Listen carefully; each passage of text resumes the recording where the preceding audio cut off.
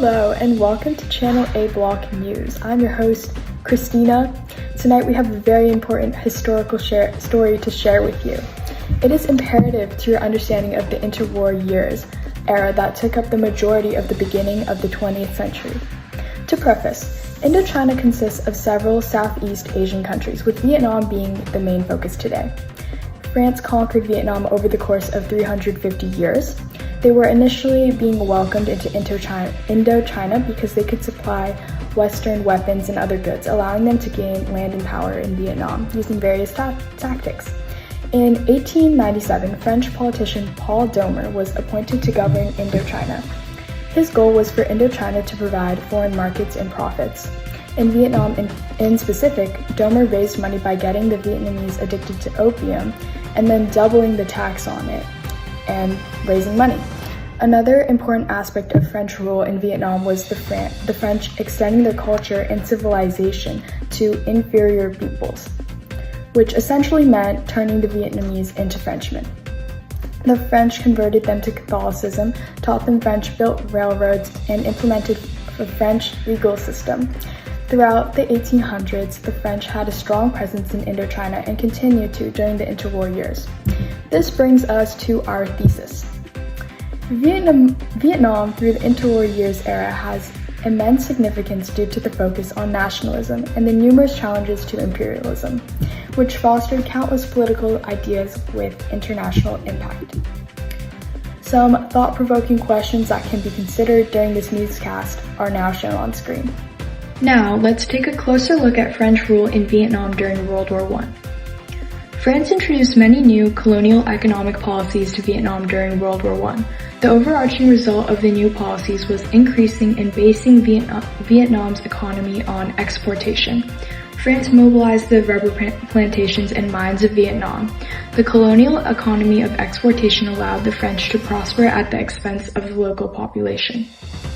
France also faced labor shortages in their factories. Vietnamese peasants were sent to work for the French in their factories. Between 1916 and 1919, 49,000 Vietnamese citizens were forced to work in French factories. The workers were housed in camps which were overseen by the French authorities, and they were forced to work on assembly lines through the night, work very quickly, and work with dangerous explosives and gas. Similarly, since French did not have enough soldiers in their military, 44,000 Vietnamese soldiers were forced to serve for France in World War I. In addition to fighting, Vietnamese soldiers were also used as drivers who transported troops, stretcher bearers, and road crew. They also sanitized the battlefields at the end of the war. Worst of all, they had to work during the winter without proper clothing in order to let French soldiers be able to return home sooner.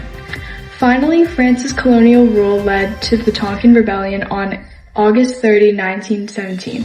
The uprising happened at a prison in Tonkin, Vietnam. Vietnamese prison guards allowed 400 Vietnamese anti-colonialists who were jailed for protesting against the French colonialism to escape. The armed escapees destroyed part of the provincial capital, and it took French colonial troops several months to end the revolt. The Tonkin Rebellion is considered the largest and most destructive anti-colonial rebellion for the time. I'm pleased to introduce experienced historian Dr. Macmillan to the show. You could say things kickstarted in Vietnam when the VNQDD was formed. It was the first large-scale nationalist movement and was founded by Nguyen Thai Hoc in 1929. Hoc was an activist and revolutionary and played a large part in starting Vietnam's urge for independence. The goal of the VNQDD was to create an independent democratic republic free from France.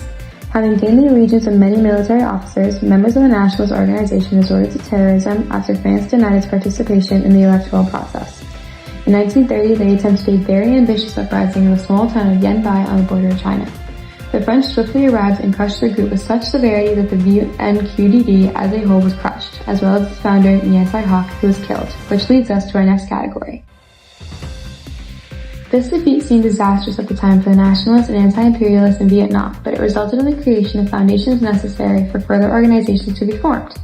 The key player in these was Ho Chi Minh, a revolutionary and supporter of independence with extensive education. He traveled far for his cause and even contacted President Truman of the United States requesting help in gaining liberation. When World War I began at the beginning of his career, Ho Chi Minh moved to Paris and accepted Marxist-Leninism due to his anti-colonial stance and position on national liberation.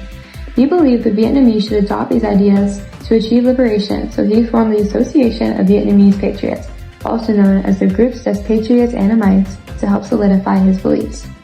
Later in his career, he organized the Indochina Communist Party while being guided by Soviet communists. Similarly to his work in the Association of Vietnamese Patriots, Minh believed that the idea of communism would grant Vietnam its independence. The French cracked down on the Vietnamese communists, using violence and force to attempt to separate and distress them, but the Indochina Communist Party continued to operate and make an impact into the late 1930s. The influence of other nations is apparent in Minh's work, especially in his speech where he repeats the famous words of Thomas Jefferson and says, "All men are created equal. They are endowed by their Creator with certain inalienable rights. Among these are life, liberty, and the pursuit of happiness." Thank you, Doctor. Next, discussing his opinions on what came after, sociologist and historian Jan T. Gross. Vietnam played a key role after the interwar years. To start with the short-term effects, after France was defeated by Germany in the war, chaos erupted, and Japan took over Indochina. During its conquest, they imprisoned Ho Chi Minh. Once Japan surrendered to the Allies, though, Ho and his comrades took back the capital of Hanoi. Ho then gave a speech declaring Vietnamese independence, but France fought back and took South Vietnam. From here, the First Indo-Chinese War began. Despite France's attempts to maintain control, Vietnam wanted its freedom, especially after the violent disputes. France was eventually defeated in 1954, allowing Ho and Bao Dai, the former emperor, to split the country. Ho got North Vietnam, but it was very poor due to agriculture mainly being in the south. Ho asked the Soviet Union and China, two communist countries, for help and turned North Vietnam communist, a change that eventually led to the long-term effects, the Vietnam War. Vietnamese nationalism and France's imperialism lie at the root of Ho Chi Minh's actions. Vietnamese citizens were forced to conform to the standards of the French and work in their factories and serve in the military. The colonization and harsh policies led to violence and sparked both anti-colonialist and nationalist parties within Vietnam. Thank you, Mr. Gross. Finally, to conclude our point, biographer and journalist Doris Goodwin. As briefly mentioned by Mr. Gross, the nationalism that arose in Vietnam was a direct impact of French imperialism during the interwar years, where the French forced their harsh policies on Vietnam. The people's desire to be freed grew, and Vietnamese leaders like Ho Chi Minh encouraged those around them and created organizations such as the ICP and Viet Minh to harness Vietnamese nationalism. Their actions led to their country's independence from France and pushed them into the future years as a new nation in the 20th century. So, in summary, the events in Vietnam in the interwar years period are extremely significant due to the importance of nationalism in their eventual independence from France and the numerous challenges to imperialism that promoted that unity in the country.